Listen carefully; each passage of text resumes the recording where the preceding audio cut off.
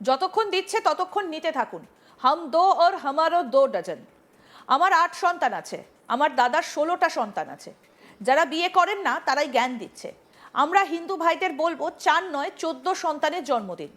বিস্ফোরক মন্তব্য মুসলিম নেতা ভাষণে যে কথা বলছেন তাতে দেশের উন্নতি নয়, সর্বনাশের দিকে এগিয়ে যাবে। এমনিতেই চীনকে ছাপিয়ে ভারত জনসংখ্যায় বিশ্বের প্রথম স্থানে। দিন দিন যদি এইভাবে জনসংখ্যা বাড়তে থাকে তাহলে দেশ বিপদের দিকে যাত্রা করবে। সম্প্রতি মিমের এক নেতা শওকত আলীর সাম্প্রতিক বক্তব্যকে ঘিরে রাজনৈতিক মহলে তীব্র আলোচনা শুরু হয়েছে। এক জনসভায় তিনি নাকি বেশি সন্তান নেবার আহ্বান জানিয়েছেন, এমন দাবি ঘিরে সামাজিক এবং রাজনৈতিক অঙ্গনে বিতর্ক ছড়িয়ে পড়েছে। বিষয়টা নিয়ে বিভিন্ন মহল থেকে প্রতিক্রিয়া আসছে।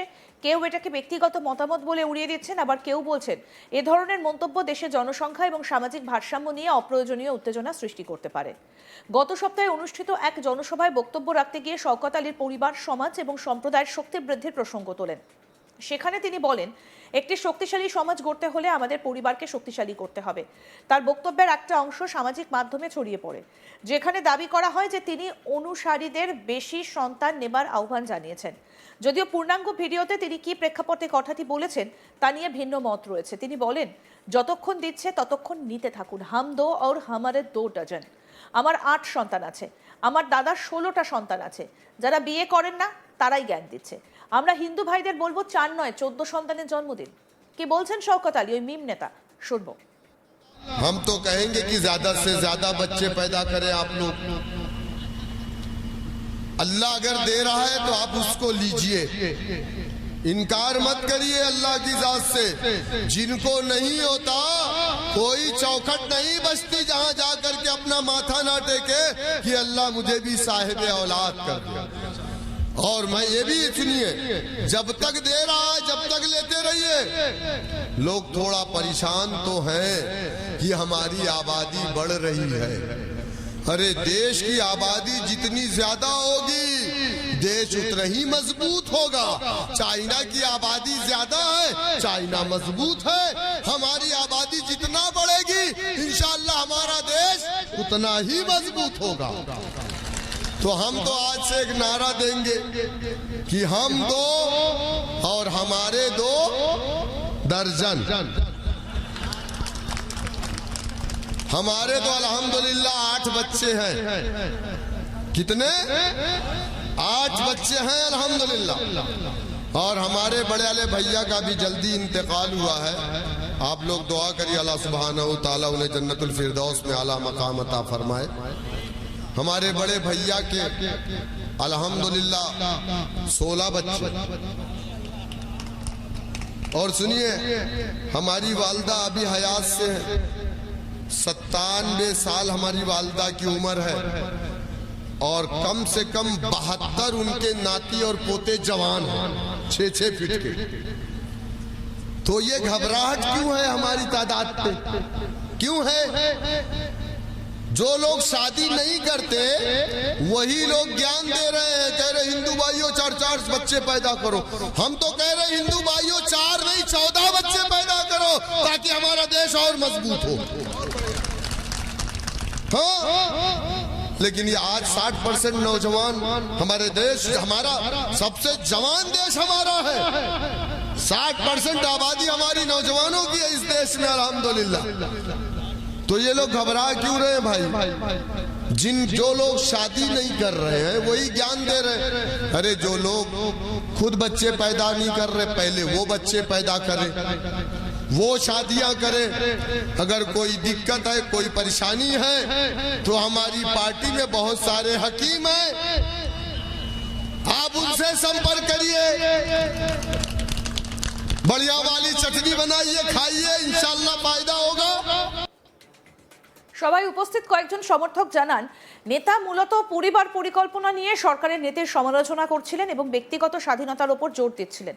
তবে বিরোধী রাজনৈতিক দলগুলোর দাবি এই বক্তব্য কেবল ব্যক্তিগত মত নয়, বরং একটা বৃহত্তর রাজনৈতিক কৌশলের অংশ।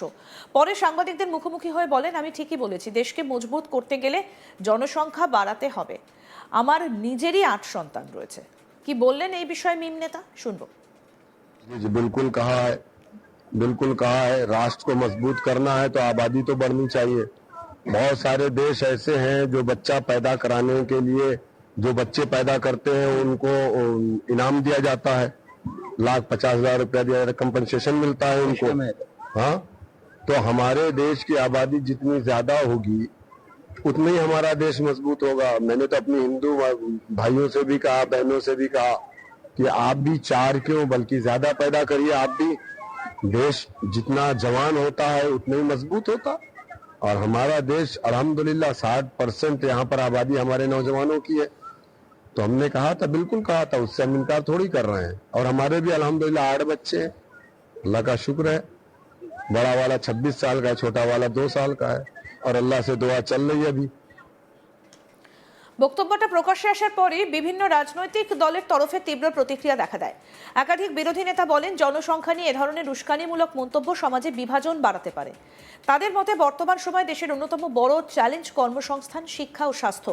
সন্তান সংখ্যা বাড়ানোর আহ্বান নয়। অন্যদিকে মিমের এক মুখপাত্র জানান, শওকত আলীর বক্তব্যকে ভুলভাবে ব্যাখ্যা করা হচ্ছে। তিনি বলেন, আমাদের নেতা কখনোই দায়িত্বজ্ঞানহীন মন্তব্য করেননি। তিনি কেবল পরিবার এবং সমাজের ঐক্যের কথা বলেছেন। সন্তান নেওয়ার সম্পূর্ণ ব্যক্তিগত সিদ্ধান্ত। বিষয়টা সোশ্যাল মিডিয়ায় ভাইরাল হবার পর বিভিন্ন মতামত সামনে আসে। কেউ কেউ মন্তব্য করেছেন, ব্যক্তিগত জীবনের সিদ্ধান্ত নিয়ে রাজনীতিকদের মন্তব্য করা উচিত নয়। আবার অনেকে বলেন, ভারতের মতো জনবহুল দেশে জনসংখ্যা নিয়ন্ত্রণ একটা গুরুত্বপূর্ণ ইস্যু, তাই এ ধরনের বক্তব্য নিয়ে স্বাভাবিকভাবেই আলোচনা হবে। জনসংখ্যা বিশেষজ্ঞদের একাংশের মতে দেশের বিভিন্ন রাজ্যে জনসংখ্যা বৃদ্ধির হার ইতিমধ্যেই কমছে।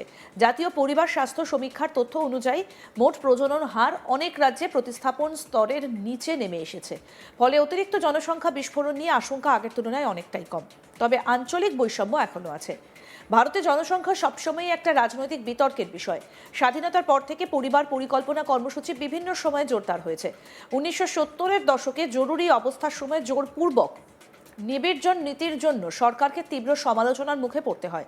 এরপর থেকে পরিবার পরিকল্পনা মূলত সচেতনতা এবং স্বেচ্ছাসেবী পদ্ধতির ওপর নির্ভরশীল। সাম্প্রতিক বছরগুলোতে কিছু রাজ্যে 2 সন্তানের নীতি নিয়ে আলোচনা হয়েছে, যদিও তা সর্বত্র কার্যকর হয়নি। তবু বিষয়টা রাজনৈতিক বক্তৃতার প্রায়ই উঠে আসে। এই প্রেক্ষাপটে শওকত আলীর বক্তব্য নতুন করে বিতর্ক উস্কে দিয়েছে। জনসংখ্যাবিদদের মতে সন্তান সংখ্যা বাড়ানো বা কমানোর সিদ্ধান্ত সামাজিক অর্থনৈতিক বাস্তবতার সঙ্গে গভীরভাবে যুক্ত। শিক্ষা, নারীর কর্মসংস্থান, স্বাস্থ্যসেবা এবং নগরায়ণ এসব বিষয় প্রজনন হারের ওপর সরাসরি প্রভাব ফেলে। এক সমাজবিজ্ঞানী বলেন, যখন নারীরা শিক্ষিত হন এবং কর্মক্ষেত্রে যুক্ত হন তখন স্বাভাবিকভাবেই পরিবার ছোট হয়। এটা একটা বৈশ্বিক প্রবণতা। তাদের মতে রাজনৈতিক বক্তব্যের চেয়ে গুরুত্বপূর্ণ হলো মানুষের জীবনযাত্রার মান উন্নয়ন। পরিবার বড় হবে কিনা তা নির্ধারণ করবে পরিবার নিজেই। আরও আপডেট পেতে দেখতে থাকুন আজ তাক বাংলা। সাবস্ক্রাইব করুন, নোটিফিকেশন পেতে বেল বাটন অপশন প্রেস করুন।